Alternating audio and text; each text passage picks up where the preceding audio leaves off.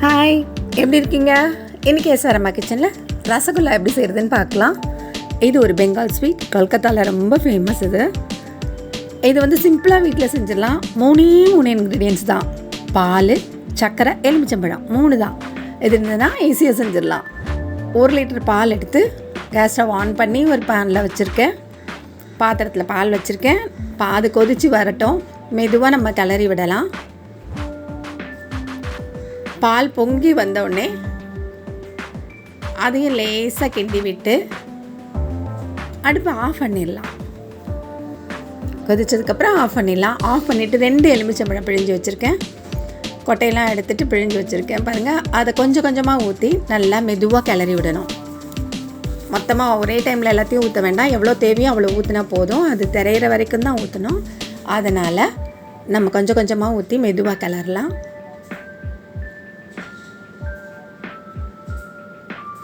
இப்போ ஊற்றியாச்சு. பாருங்கள், எவ்வளோ அழகாக தெரிஞ்சு வந்துருச்சு. தண்ணிலாம் நல்லா பிரிஞ்சு வந்துருச்சு. இந்த ஸ்டேஜில் இதில் ஒரு பெரிய பாத்திரத்தில் ஒரு வடிகட்டி வச்சு அது மேலே ஒரு வெள்ளை துணி போட்டு அதில் இதை வடிகட்டி எடுத்துக்கலாம். இப்படி பண்ணும்போது தண்ணி கீழே இறங்கிடும். நம்மளுக்கு அந்த பன்னீர் மட்டும் கிடைக்கும். மெதுவாக எடுத்து வச்சுக்கணும். இப்போ என்ன பண்ணணுன்னா, கொஞ்சம் தண்ணி ஊற்றி இதை அலசிக்கலாம். ஏன்னா நம்ம லெமன் ஜூஸ் பிழிஞ்சிருக்கோம். அந்த லெமன் ஃப்ளேவர்லாம் போகணும் அப்படின்னா, அந்த புளிப்புத்தன்மை போகணுன்னா நம்ம லேசாக தண்ணி ஊற்றி அலசினா அதில் எல்லாம் குறைஞ்சி போயிடும். அது மாதிரி 2 தடவை அலசிட்டு அதுக்கப்புறம் இந்த துணியை எடுத்து அப்படியே கட்டி வச்சிடலாம். முதல்ல வந்து நம்மளால் எவ்வளோ பிழிய முடியுமோ அவ்வளோ பிழிஞ்சிடலாம். பிழிஞ்சிட்டு இன்னொருக்க தண்ணி வடிகிறதுக்காக கட்டி தொங்க விட்டுடலாம். இப்போ பிழிஞ்சாச்சு. இப்போ நான் என்ன பண்ண போகிறேன், இதை வந்து மூட்டையாக கட்டாமல் ஒரு ரப்பர் பேண்ட் போட்டுட்டு அதை வந்து டேப்பில் கட்டி தொங்க விட்டுற போகிறேன்.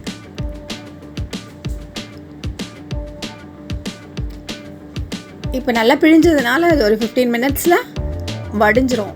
இப்போ பாருங்கள், நான் போட்டாச்சு. இது தொங்க விட்டுட்டேன். இப்போ அதுக்கப்புறமா பார்த்தா இப்போ நல்லா ரெடி ஆயிடுச்சு. பாருங்கள், இந்த மாதிரி இருக்கும். எடுத்தால் ஒரு 15 மினிட்ஸ் கழித்து எடுத்தால் அப்படி இருக்கும். இது வந்து பார்த்தோன்னே பயந்துட வேண்டாம், ரொம்ப ஹார்டாக இருக்கேன்னு சொல்லிட்டு இது எல்லாத்தையும் உதிர்த்து விட்டுடலாம். முதல்ல பார்க்க அப்படி தான் இருக்கும். அப்புறம் நம்ம உதிர்த்து விட்டு நம்ம தேய்க்கிறதுல தான் அந்த சாஃப்ட்னஸ் வரும். நல்லா கையில் அழுத்தம் கொடுத்து நல்லா இப்படி தேய்ச்சிக்கணும். நிதானமாக நல்லா தேய்க்கணும். தேய்க்க தேய்க்க தேய்க்க அந்த சாஃப்ட்னஸ் நமக்கு கிடைச்சிரும்.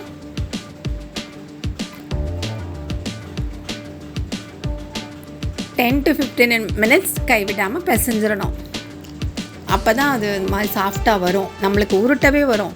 முதல்ல அப்படின்னா உருட்ட வராது. நம்ம பிசைகிறதுல தான் இருக்குது. அழகாக சாஃப்டாக உருட்ட வந்துடும். நல்லா பிசைஞ்சு பக்குவமாக வந்ததுக்கப்புறமா நம்ம உருட்ட ஆரம்பிக்கலாம். பாருங்கள், நல்லா பிசைஞ்சாச்சு. சாஃப்டாகவே இருக்குது. இப்போ பாருங்கள், எடுக்கும்போதே தெரியுது பாருங்கள், அழகாக பிசைய வருது பாருங்கள். சின்ன சின்ன உருண்டைகளை, அதாவது நம்மளுக்கு எவ்வளோ சைஸ் தேவையோ அந்த மாதிரி. இது நம்ம வெந்து வரும்போது, சுகர் சிரப்பில் வெந்து வரும்போது இது டபுள் ஆகும். அதுக்கேற்ற மாதிரி நம்ம பார்த்து உருட்டிக்கணும். உருட்டும் போது நல்லா ஒன்று போல் உருட்டணும். ஏன்னா அதில் எதுவும் கிராக் எதுவும் இருக்கக்கூடாது. விரிசல் இல்லாமல் நல்லா உள்ளங்கையில் வச்சு இந்த கையை மேலே வச்சு நல்லா உருட்டி எடுத்தால் பக்குவமாக வந்துடும். அந்த மாவு பிசைறதுல தான் இருக்குது. அதுக்கப்புறம் நல்லா எல்லாத்தையும் ஒன்று போல் உருட்டி வச்சுக்கலாம். உருட்டி பாருங்கள், எவ்வளோ அழகாக இருக்குது. இதில் மொத்தம் வந்து 1 லிட்டர் பாலுக்கு 18 உருண்டை இருந்தது. இந்த சைஸில் 18 இருந்துச்சு. இப்போது சுகர் சிரப் செஞ்சுக்கலாம். அதுக்கு ஒரு பேன் வச்சு 1 கப் சர்க்கரை, 1 கப்னால் இது 200 கிராம்ஸ் கப் சர்க்கரையை போட்டு தண்ணி ஊற்றணும். 4 பங்கு தண்ணி ஊற்றிருக்கேன். 4 பங்கு தண்ணி ஊற்றிட்டு அதுக்கப்புறமா தான் கேஸ் ஸ்டவ் ஆன் பண்ணணும். ஆன் பண்ணிவிட்டு நல்லா சர்க்கரை முதல்ல கரையட்டும். கரைஞ்சி நல்லா கொதித்து வரட்டும். எந்த பாகு பதம் அதெல்லாம் ஒன்றும் தேவையில்லை. நல்லா கொதிச்சா போதும். கரைஞ்சதுக்கப்புறம் ஒரு 5 மினிட்ஸ் வச்சுட்டா போதும். நல்லா கொதித்து வரும்போது நம்ம இதெல்லாம் போட்டு வேக வச்சுக்கலாம். நல்லா கரையட்டும். முதல்ல ஹைலியே இருக்கட்டும். இப்போ நல்லா கொதிச்சு வந்துருச்சு. நம்ம கொதிக்கும் போதே நம்ம வாசனை பிடிக்கும்னா ஏலக்காய் தூள் சேர்த்துக்கலாம், இல்லை ஏலக்காய் தட்டி கூட அப்படி போடலாம். தூள் தூளாக தெரியுதுன்னா அது அப்புறம் அப்படியே மேலே அரிச்சு எடுத்துட்டேன். அப்புறம் வாசனைக்கு ரோஸ் வாட்டர் ஊற்றிருக்கேன். ரோஸ் எசன்ஸ் இருந்ததுன்னா ஒரு ஃபியூ ட்ராப்ஸ் போட்டால் போதும். ஆனால் என்ன ரோஸ் வாட்டர் ஊற்றிருக்கேன். மேலே மிதந்துட்டு இருந்ததெல்லாம் அப்படின்னு எடுத்துட்டேன். ஏலக்காய் சும்மா தட்டி போட்டோன்னா அந்த மாதிரி இருக்காது. நான் தூளாக்கி போட்டதுனால தான் அப்படி இருந்துச்சு. இப்போ பாருங்கள், எல்லா பால்ஸையும் ஒன்று ஒன்றா போடணும். மொத்தமாக அப்படி தட்டிடக்கூடாது, ஒன்று ஒன்றா போடணும். ஹை ஃப்ளேமில் தான் இருக்கணும். ஸ்லோவாக வச்சுருந்தோன்னா அது அப்படி கொஞ்சம் உதிர்ந்து வர வாய்ப்பு இருக்குது. அதனால் ஹையில் இருக்கட்டும், நல்லா வேகட்டும். எல்லாத்தையும் போட்டாச்சு. போட்டு கொஞ்சம் ஏன்னா டபுளாக ஆகும், அதனால் மூடி வச்சிடலாம். அதனால தான் ஒரு அகலமான பாத்திரத்தில் வைக்கணும். அதுக்கு எவ்வளோ டபுள் ஆகும்னு தெரிஞ்சு அதுக்கு ஏற்ற மாதிரி ஒரு பாத்திரத்தை வச்சு நம்ம வேக வைக்கணும். ஒரு 10 to 15 மினிட்ஸ் இது ஹையில் இருக்கட்டும். 10 மினிட்ஸ் ஹையில் வச்சுட்டு அதுக்கப்புறமா ஒரு 15 மினிட்ஸ் லோ ஃப்ளேமில் வச்சா சரியாக இருக்கும்.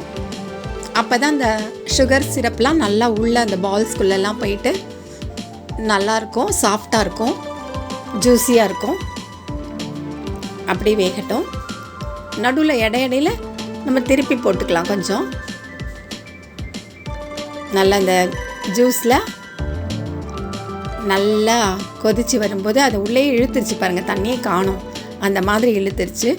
இப்போ என்ன பண்ணணும், கேஸ் ஸ்டவ் ஆஃப் பண்ணிவிட்டு இதை ஒரு 4 hours ஊற வைக்கலாம். அப்படியே இருக்கட்டும், நல்லா ஊறிட்டுருக்கட்டும். நல்லா உள்ள அந்த சுகர் சிரப்பெல்லாம் அந்த பால்ஸ் நல்லா இழுத்துக்கிட்டு நல்லா ஜூஸியாக நல்லாயிருக்கும். இப்போ பாருங்கள், கட் பண்ணுவோம். கட் பண்ணி பார்க்கும்போது தெரியும் நம்மளுக்கு.